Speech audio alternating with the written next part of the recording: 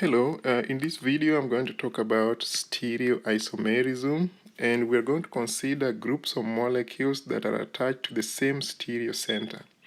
These groups are having different arrangements in space. The carboxylate here is behind the screen, the ammonium ion is projecting out of the screen towards you, and then the hydrogen atom and the alkyl group are actually on the plane. So if we were to do binding to the corresponding binding sites, we are going to have a perfect match for the one on the left. If we go to the one on the right, where the ammonium ion is now connected on the plane, while the hydrogen atom is the one that's now projecting out of the plane towards you, then by using the same binding site that we had before, we are no longer going to have a perfect match. So biological molecules are very sensitive when it comes to any slight changes in the spatial arrangement. So therefore, when designing drugs to be used as a targeted treatment for specific diseases, we need to make sure that the stereochemistry is right. Okay? The other thing you need to consider is some of these molecules are so similar that the only difference is going to be in the arrangement from their stereo center. So like in this case, you can see the molecules are the same, except that in one case, the bond, the carbon bond, the one that is connecting the double bond, is projecting out of the screen, while the other one is actually behind the screen. So they have similar properties. Unless you put them in a chiral environment, then they will only bind to the corresponding binding site.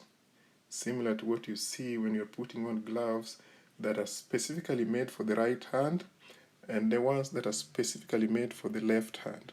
There's no way to swap the two unless it is so flexible like what you see in these nitrile gloves. There are terms we are going to be using in this chapter. The ones that I want you to know is how to use the cis and trans appropriately. Now we use cis and trans whenever we have a double bond or whenever we have a ring, like a cyclohexane ring. Now if we have a cyclohexane ring in the Hayward projection, then by having similar groups above the ring, we can classify those groups as being cis to each other. If you have the similar groups in opposite positions, we can refer to them as being trans to each other. If we have a double bond and the similar groups are on the same side, again we can refer to those groups as being cis to each other or trans to each other if they are on opposite sides of the double bond. So the key term here is similar groups, being on the same side or on different sides.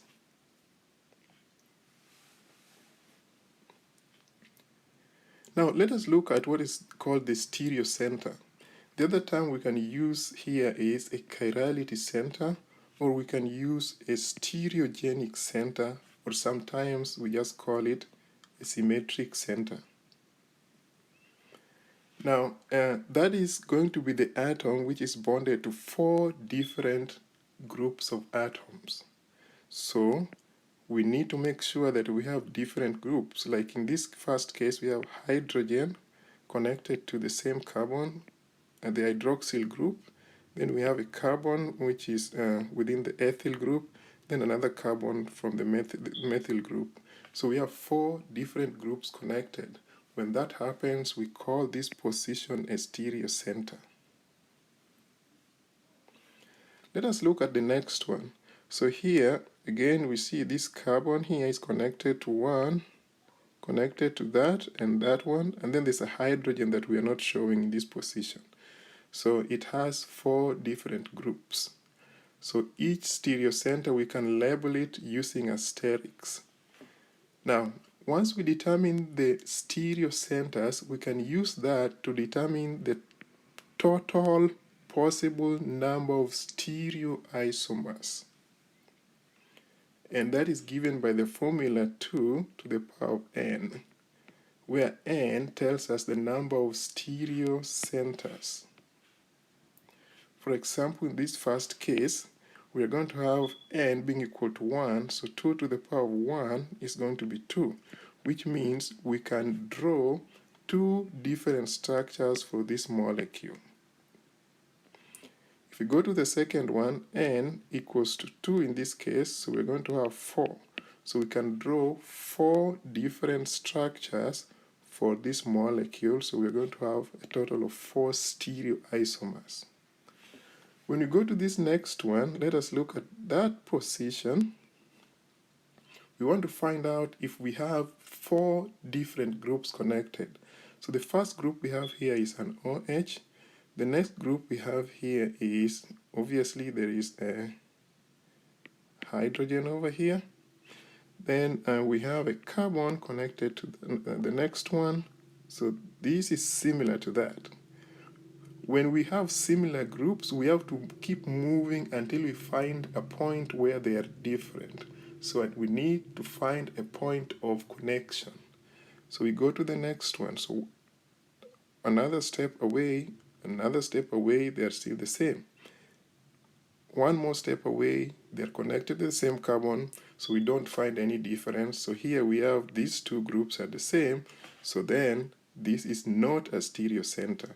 So n equals to 0. So 2 to the power of 0 is 1. So we can only have one stereoisomer for that structure. Okay. For the next one, we have 2 stereocenters, so we're going to have a total of 4 stereoisomers that we can draw for that molecule. The other thing I want us to look at is how to designate the stereo center as having either an R configuration or an S configuration. Now, we're going to do that by following the Kern-Ingold-Prelog system. In this system, we are going to use atomic numbers to prioritize the 4 groups that are attached to the stereo center, or the chirality center. The higher the atomic number, the higher the priority. So we need to include the hydrogen with the proper stereochemistry just to make sure that all the 4 groups are accounted for. And then we assign each group the priority according to the atomic number. So this is priority number 1, 2, and 3. After that, we need to make sure the one of the lowest priority is facing away from us. So in other words, it should be behind the screen. So what we do is you rotate the molecule until the 4th priority is away from you, and then you look at the priorities in the order of 1 all the way to 3. If it is counterclockwise, like in this case, it is going to be an S configuration. If you have a clockwise direction, then it's going to be an R configuration. So keep in mind, you do this by making sure that the lowest priority is facing away from you. If it's not facing away from you, then the other trick you could use is you can just follow the same order, 1, 2, 3, in that order. And because this is going to be clockwise, it's supposed to be R. Now, we need to make sure this 4th priority is facing away, so instead we can just give it an S configuration. Okay? So that's another way to do it. You don't have to rotate, you keep it the way it is, but then you assign the opposite configuration.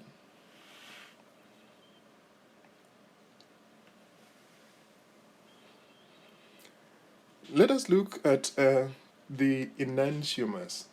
Now, when you have 2 molecules that are non-superimposable mirror images, for example, let us look at your left hand and your right hand.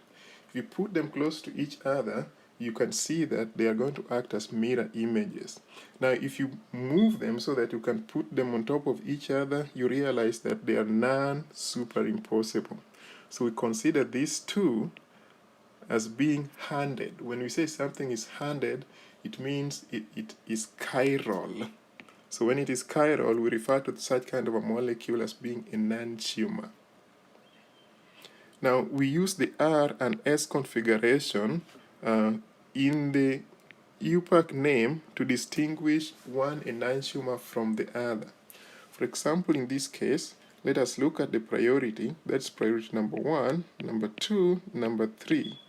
So we are going to go in that format, which is supposed to be counterclockwise. Counterclockwise is supposed to be an S configuration, but this hydrogen is not behind the screen. So instead we are going to use the opposite configuration, which is S, because when we rotate it, we're going to have an R configuration. Okay? So these two molecules are actually mirror images of each other. So we can refer to them as enantiomers, similar to R2-butanol and S2-butanol. These are also enantiomers. If you flip the second one like a pancake, it's going to look like this. When you flip it like a pancake, it's going to look like this. And now this other portion is going to be, the OH is going to be there, and we're going to have a mirror in that position. So we are going to have that as being an enantiomer of the next one. Okay? Now locate the stereo center and designate as either R or S. Let us look at, this is the structure of ibuprofen, and then the next one is the structure of naproxen, which is a leaf. The other one is the Advil, and another common name is Motrin, the brand names for these molecules. So, starting with the brufen, the stereo center is over here. So we might have a hydrogen being projected out of the screen towards our direction or away from the screen in this case. So this one has the hydrogen being on the other side. So we have the hydrogen being over there, and again here we have the hydrogen being over here. So we need to assign the stereo center, which is this carbon, and then we need to assign the priority as being S or R. So let us look at the connection. So this is a carbon connected to oxygen. Whenever you have a double bond, you have to count that connection twice. So we're going to say this carbon, we have a carbon connected to an oxygen and another oxygen. So this is priority number 1. This carbon is connected to another carbon, so this is priority number 2. This carbon is priority number 3, and of course the lowest priority need to be away from us, so we are going to go 1, 2, 3, and that is counterclockwise. So the stereochemistry here is S.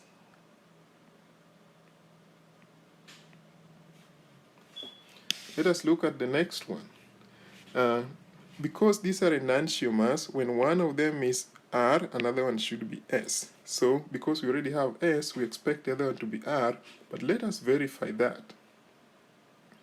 So starting from the stereo center, this is going to be priority number 1 because it is a carbon connected to oxygen and another oxygen. Because remember, we have a sigma bond and a pi bond, so there are 2 connections. When we go to this carbon also, there is a sigma bond and a pi bond, so this is going to be priority number 2, and then we have priority number 3 here, so this is going all that way to number 3, so that is clockwise, so this is an R configuration. Now I would want you to try and do the same with the next one. Now these molecules, when you look at them, they are very similar in terms of their chemical properties. However, when it comes to the way they act in alleviating the pain, for brufen, only the S, brufen, has a therapeutic effect. The R actually does not have a therapeutic effect and causes a lot of other side effects. So only this one here has a therapeutic effect, this other one doesn't. When it comes to naproxen, again, only the S. If you do it correctly, this is going to be the S. Only this one has a therapeutic effect. This one doesn't. Actually causes some liver damage. It poisons the liver. So you can see the significance of stereochemistry when it comes to synthesizing molecules for biological use. Another thing I want us to look at is the optical activity. Now, only compounds that can rotate a plane polarized light are considered to be optically active. Now, what happens is that light travels in different directions, but we can polarize the light and make it travel in only one direction. If we put a sample in this tube here, where light has been forced to travel in one direction, that sample can be able to rotate a plane polarized light either to the left or to the right. When it rotates it to the right, we call that dextrorotatory.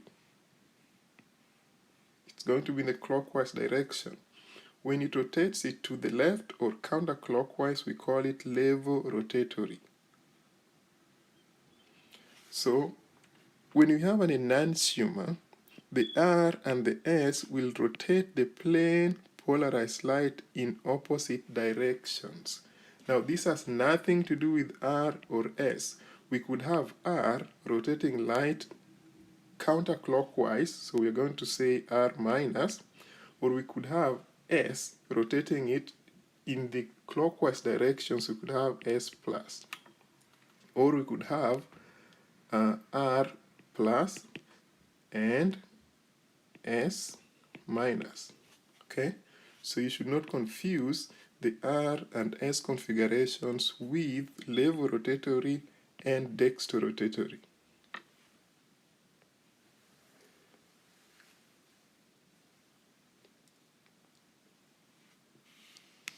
Now let us look at the stereoisomeric relationships.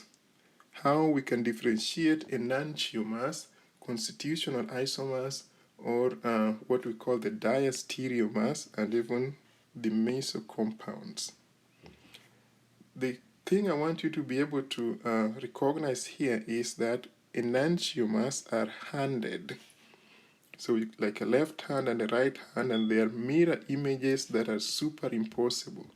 So both enantiomers and diastereomers are considered to be chiral molecules. In other words, they are non-superimposable molecules. Okay, they are non-superimposable.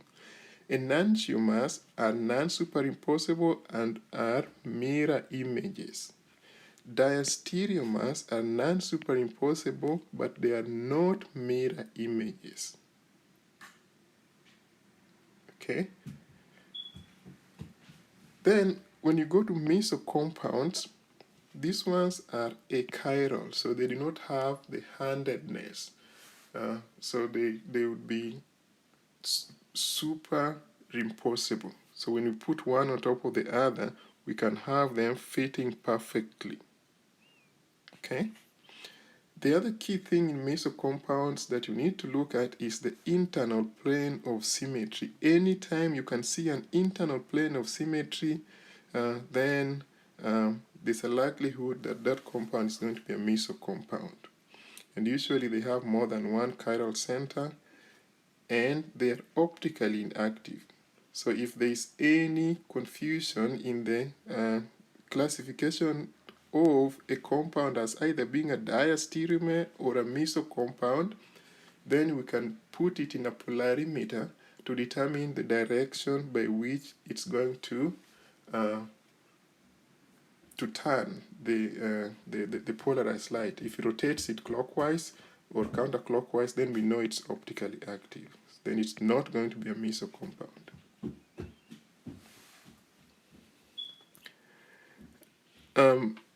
Let us classify each pair of these compounds as being either diastereomer, enantiomer, same molecule, or meso compounds.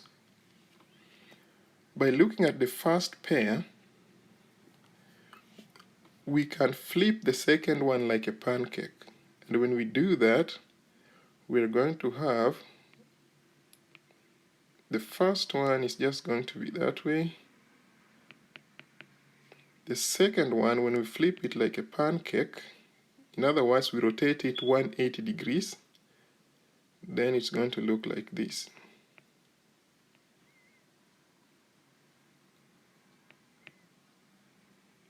So we end up with enantiomers because they are mirror images. So these are going to be enantiomers. Let us do the same with the second pair.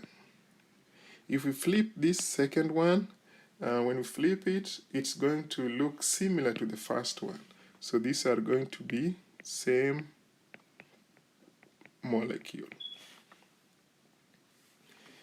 In the third one, we can look at the stereo configuration. We have an S and an S, which means if we were to try and match the S's, maybe it's supposed to be superimposable. But by looking at the molecule, one of them is trans, one of them is cis. So that means there's no way we are going to have this molecule being superimposable.